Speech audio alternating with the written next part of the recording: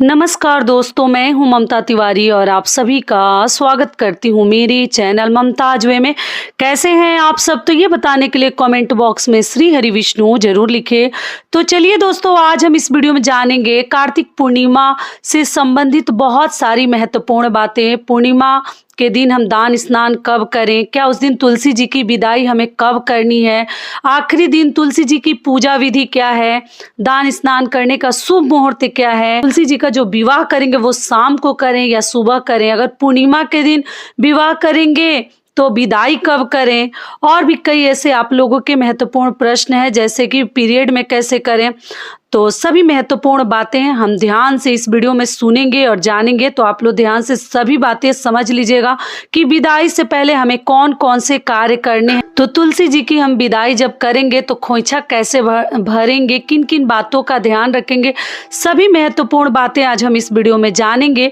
तो आप लोग बने रहिए मेरे साथ मेरे चैनल पर। अगर आपको मेरा वीडियो पसंद आता है तो प्लीज़ आप मेरे चैनल को सब्सक्राइब कर दीजिएगा, बेल आइकन को प्रेस कर दीजिएगा, जिससे कि मेरे वीडियो के नए नोटिफिकेशन आप सभी के पास सबसे पहले पहुंचे। तो चलिए शुरू करते हैं और सभी महत्वपूर्ण नियम विधि जान लेते हैं। तो सबसे पहले दोस्तों आपको बता दूं, कार्तिक पूर्णिमा जो बहुत अधिक महान पूर्णिमा मानी गई है और बहुत बड़ी पूर्णिमा है। देव दिवाली भी इस दिन हम मनाते हैं। तो विवाह करने का, देव दिवाली पूजा पाठ करने का शुभ मुहूर्त क्या है वो भी मैं आपको आगे टाइम और मुहूर्त बता दूंगी, आप लोग नोट कर लीजिएगा। तो जो लोग भी पूर्णिमा का व्रत शुरू करना चाहते हैं, कार्तिक पूर्णिमा से आप लोग प्रारंभ कर सकते हैं। तो जो लोग एकादशी के दिन, द्वादशी के दिन तुलसी जी की अगर विवाह रचा लिए हैं, पूजा पाठ कर लिए हैं, तो पूर्णिमा के दिन आपको जो है विदाई करनी है। और विदाई हमें मानसिक रूप से भी हम कर सकते हैं या ब्राह्मण को दान देकर भी कर सकते हैं, दोनों प्रकार से कर सकते हैं। ऐसा नहीं कि विदाई के मतलब एकदम देना अनिवार्य है, लेकिन कुछ लोग देते हैं, मंदिर में दान करते हैं, ब्राह्मण पुरोहित को देते हैं। आप अपने घर का नियम देख लीजिएगा। तो सबसे पहले तो विदाई के जो रस्म है वो देख लेते हैं हमें कैसे करनी है, क्योंकि अंत भला तो सब भला। पूरे कार्तिक का महीना आपने व्रत रखा है और आखिरी दिन हमें तुलसी जी की पूजा बहुत ही विधि विधान से करनी है। या वो विदाई समारोह हो या जो भी कार्य आप करना चाहते, खोइछा जरूर आपको भरनी है। तो कैसे भरनी है, तो देखिए, खोइछा भरने के लिए पूर्णिमा का दिन है तो आप खीर भी अपने घर में बनाकर श्री सत्यनारायण भगवान की उस दिन हम कथा भी सुनते हैं, पूजा पाठ करते हैं, भोग लगाते हैं। तो पूड़ी तो हमारे घर में बनता ही है, तो हमें पूड़ी बना लेनी है माता के लिए। हलवा पूड़ी चाहिए, हलवा पूड़ी से खोइछा भरते हैं। हलवा नहीं भी बनाना चाहते तो आप पूड़ी, लड्डू, पूड़ी, बतासा, ये सब चीज़ें आप लेकर माता का खोइछा भरनी है। तो सबसे पहले जो है हम विदाई के लिए माता को, जो आखिरी दिन का पूजा समझ लीजिए या विदाई का जो नियम है वो समझ लीजिए। तो पहले जल से, मैं देखें आप, जल सींच दी थोड़ा सा जड़ में। उसके बाद माता के खोइछा में आप 5 या 7 पूड़ी आपको रखनी है, ठीक है। इससे अधिक भी 11 भी रख सकते हैं, लेकिन 5 और 7 में से कोई भी एक संख्या आप पूरी रख लीजिएगा। 5 लड्डू हो गया या 1 लड्डू, जैसा आपके पास सामान इकट्ठा होता है, सामग्री रहती है, वैसे आपको पूजा पाठ करनी है। बहुत ज़्यादा विधि विधान के चक्कर में हस्बैंड को परेशान ना करें, खुद को परेशान ना हो।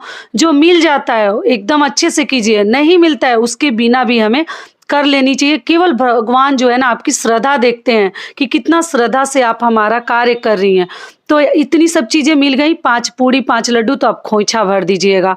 और माता को सिंदूर लगाकर हमें जो है वही उंगली अपने मांग में सुहाग के जैसा ले लेनी है माता से विदाई करने के लिए। चुनरी वगैरह तो हम चढ़ाए ही रहते हैं। और जो लोग अभी विवाह नहीं किए हैं वो पूर्णिमा के दिन, देखिए क्वेश्चन का आंसर भी दे रही हूँ, और देखिए ये उंगली मैं अपने मांग में भर ली, वैसे आप लोगों को भर लेनी है विदाई से पहले। और वो लोग पूर्णिमा के दिन अपना विवाह कर लेंगे, ठीक है। लास्ट आखिरी दिन है 15 तारीख को। आप लोग पूर्णिमा का जो नियम है, विवाह शादी का, देव दिवाली का, सभी कार्य आपको 15 नवंबर दिन शुक्रवार को करनी है। और उस दिन गुरु नानक जयंती भी है। पहला वीडियो तो डाल ही चुकी हूँ।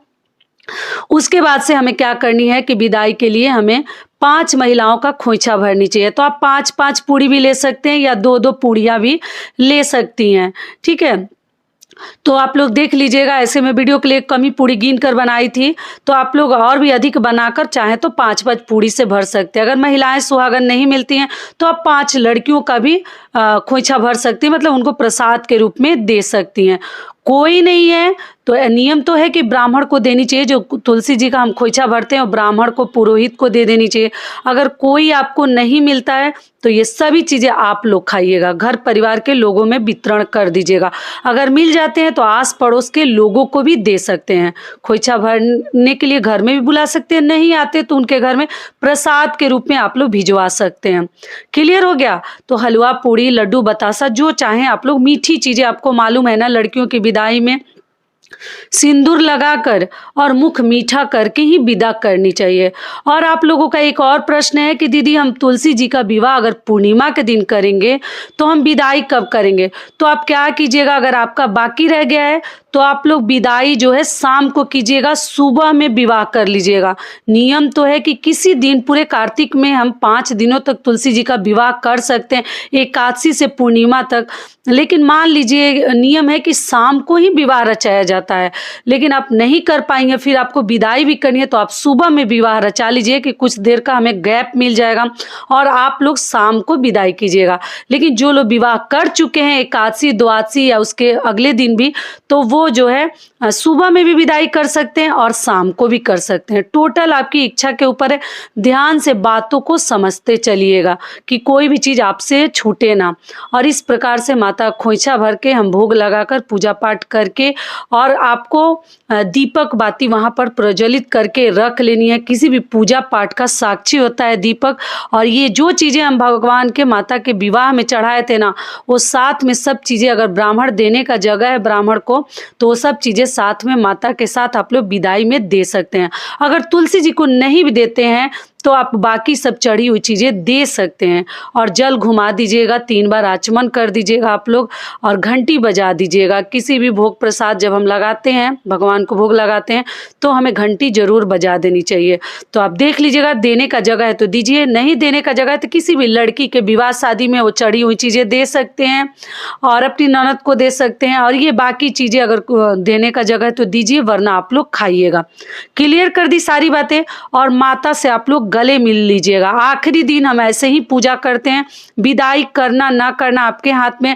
मानसिक रूप से हम विदाई करते हैं, केवल मन में सोचकर भी विदाई कर सकते हैं, और जो नियम है उसे हम निभाएंगे। तो जो लोग उस दिन विवाह करेंगे, मान लीजिए, तो वो सुबह विवाह करेंगे और शाम को विदाई वाला नियम कर देंगे। और जो लोग विवाह कर चुके हैं वो सुबह में ही विदाई वाले सारे नियम पूर्णिमा के दिन आप लोग कर दीजिएगा। सारी बातें क्लियर हो गई? आप लोगों का प्रश्न है दीदी पीरियड में है तो पूर्णिमा के दिन भी नहीं कर पाएंगे तो क्या करें? केवल अपने पति से प्रसाद वगैरह आप लोग चढ़वा दीजिएगा और उनको माता को प्रणाम करवा लीजिएगा, कर लीजिएगा दूर से आप लोग, और आपका वैसे ही पूजा हो जाएगा। जब नहीं करने लायक है तो ज़्यादा चिंता आपको करने की ज़रूरत नहीं है। आगे आप लोग पूछे हैं कि क्या कोई और दिन बना है जिस दिन हम विवाह रचाएं, तो जी नहीं, आगे कोई दिन नहीं है। आप लोग जो है आज के दिन ही भोग प्रसाद पुष्प वगैरह चढ़वा कर प्रणाम करवा लीजिएगा। ये भी क्लियर हो गया। माता की मैं आरती भी उतार दी। तो इस विधि से जो है हम देख लीजिए माता के विदाई का समारोह करेंगे। अंत भला तो सब भला। सभी कार्य इतने दिन से आज जो लोग कार्तिक स्नान किए हैं वो सभी लोग इस बात का ध्यान रखेंगे, तुलसी जी की विदाई मानसिक रूप से आपको जरूर करनी है। अब चलिए आगे जान लेते हैं पूर्णिमा के संपूर्ण नियम विधि कि पूर्णिमा के दिन के क्या क्या नियम विधि है। तो आपको बता दूं कि पूर्णिमा के दिन आपको मालूम ही है कि हमें नदी सरोवर में स्नान करनी चाहिए, और ब्रह्म मुहूर्त में स्नान आप लोग चाहें तो कर सकते हैं। पूर्णिमा के दिन अगर मान लीजिए आप लोग नदी सरोवर में नहीं जा पाते हैं तो घर में गंगा जल मिलाकर मिश्रित करके भी आप लोग स्नान ध्यान कर सकते हैं। और आपको बता दूं, आप लोग पूछे हैं कि दीदी पूर्णिमा के दिन उपवास रखना क्या जरूरी है तुलसी माता के विवाह के लिए? तो जी ऐसा कुछ नहीं है, आप भोजन भी कर सकते हैं। अगर नहीं उपवास रखना चाहते हैं तो आप ना रखें, पूजा पाठ कर ले करके आप लोग शुद्ध सात्विक भोजन कर सकते हैं। खीर पूड़ी अपने घर में जरूर बना लीजिएगा। पूर्णिमा के दिन हम बनाते हैं, तुलसी जी की भी विदाई भी करनी है तो पूड़ी तो बनाना एकदम अनिवार्य है। इस प्रकार से आप लोग कर लीजिएगा। और पीरियड के लिए भी बता दी कि केवल पूजा पाठ कर लीजिएगा, पति से करवा दीजिएगा। सिंदूर मत लगवाइएगा क्योंकि देवियों को पुरुष सिंदूर नहीं लगाते हैं। ये क्लियर हो गया। और माता का खोइछा वगैरह तो हमने भरने के लिए मैं बता ही चुकी हूँ। और अगला कार्य आपको क्या करनी है, पूर्णिमा के दिन आप जो चाहें दान मतलब स्नान दान की पूर्णिमा है, व्रत की पूर्णिमा है, सभी कार्य हमें 15 तारीख को ही करने हैं। तो आप लोग सुबह में स्नान दान का शुभ मुहूर्त आपको बता दूं, सुबह 4:57 से लेकर और सुबह 5:50 तक आप लोग स्नान दान कर सकते हैं। ऐसे पूरे दिन भी कर सकते हैं, लेकिन मान लीजिए अगर शुभ मुहूर्त में आपको करना है तो इस समय ही आप लोग कीजिएगा। लेकिन आपको ध्यान रखिएगा कि जो लोग भी पूर्णिमा का व्रत शुरू करना चाहते हैं, आप लोग कार्तिक पूर्णिमा से शुरू कर सकते हैं। शुक्रवार का कोई व्रत आपको उठानी है, जैसे वैभव लक्ष्मी का आप लोगों का कमेंट आया कि दीदी वैभव लक्ष्मी का या संतोषी माता का व्रत हमें रखनी है दीदी, तो क्या हम शुक्रवार के दिन से, पूर्णिमा के दिन से प्रारंभ कर सकते हैं? जी बिल्कुल कर सकते हैं आप लोग, क्योंकि कार्तिक पूर्णिमा है और शुक्ल पक्ष की तिथि चल रही है, तो आप लोग जो है किसी भी प्रकार का नया व्रत शुरू कर सकते हैं। सारी बातें क्लियर हो गई? जितना आप लोगों ने क्वेश्चन किया था वो भी बता दी। तुलसी जी का विवाह के लिए, विदाई के लिए और उपवास रखने के लिए, तो जो लोग उपवास रखेंगे, दिन भर मतलब फल फलाहार करते हैं, नमक वाली चीज़ें नहीं खाते हैं, और शाम को चंद्रदेव को अर्घ देने के बाद अब आप जिस भी विधि से अपना व्रत खोलती हैं, अनाज खाकर, अन्न खाकर, या आप केवल फलाहारी व्रत रखती हैं, तो आप लोग देख लीजिएगा। चंद्रोदय का समय भी मैं आपको आगे बता दूंगी। तो एक चीज़ और बता दूं, जो लोग भी पूरे कार्तिक माह का व्रत रखे थे उन्हें उद्यापन भी 15 तारीख को ही करनी है, क्योंकि कार्तिक माह का आखिरी दिन है। तो उसी दिन आप लोग अपना जो भी दान उपदान आपको करनी है, और व्रत भी अगर आप लोग चाहे तो श्री सत्यनारायण भगवान जी की कथा वगैरह सुनकर और पूजा पाठ करके विधि विधान से, और तब अपना व्रत भी आप लोग खोल सकते हैं। लेकिन कुछ लोग जैसे शाम को चंद्रदेव को अर्घ देकर पूर्णिमा का व्रत पूरे दिन रखते हैं और शाम को अर्घ देकर तब व्रत खोलते हैं, और कुछ लोग जैसे अगले दिन खोलते हैं। तो आप लोग देख लीजिएगा आप किस विधि से अपना व्रत खोल रही हैं। जो पंच भीखू का व्रत रखते हैं वो भी उसी दिन अपने व्रत का उद्यापन करते हैं, पूजा पाठ करते हैं। भगवान की कथा उस दिन आप लोग जरूर सुन लीजिएगा। श्री सत्यनारायण भगवान जी की कथा हमें पूर्णिमा के दिन जरूर सुननी चाहिए, या तो अपने घर में कहलवानी भी चाहिए, कहनी भी चाहिए, या सुननी चाहिए। तो ये सभी कार्य आपको 15 तारीख को ही करने हैं, ठीक है। तो चलिए दोस्तों, अब आगे जान लेते हैं कि देव दिवाली पूजा का शुभ मुहूर्त क्या है। तो आपको बता दूं कि पूजा का शुभ मुहूर्त है 15 नवंबर को, दिन शुक्रवार को। देव दिवाली के लिए भी जो भी आपको पूजा करनी है, दिया बाती जलानी है, सब कार्य हम 15 तारीख को शाम को 5:10 से लेकर और रात 7:47 तक आप लोग पूजा कर सकते हैं। तुलसी जी का विवाह रचा सकते हैं, जिनको भी विवाह शाम को रचानी है, और जिनको विदाई अगर करनी है तुलसी जी का, तो सुबह में विवाह रचाएंगे और शाम को आपको विदाई वाले जितने रस्म है निभानी है।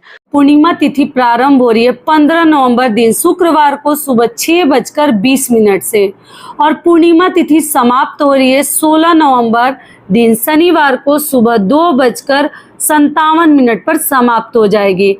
ऐसे हमें उदय तिथि को ध्यान में रखते हुए हम 15 नवंबर दिन शुक्रवार को पूर्णिमा का व्रत रखेंगे, ठीक है। और पूजा पाठ, स्नान दान, सभी कार्य पूर्णिमा वाले हम 15 नवंबर को ही करेंगे।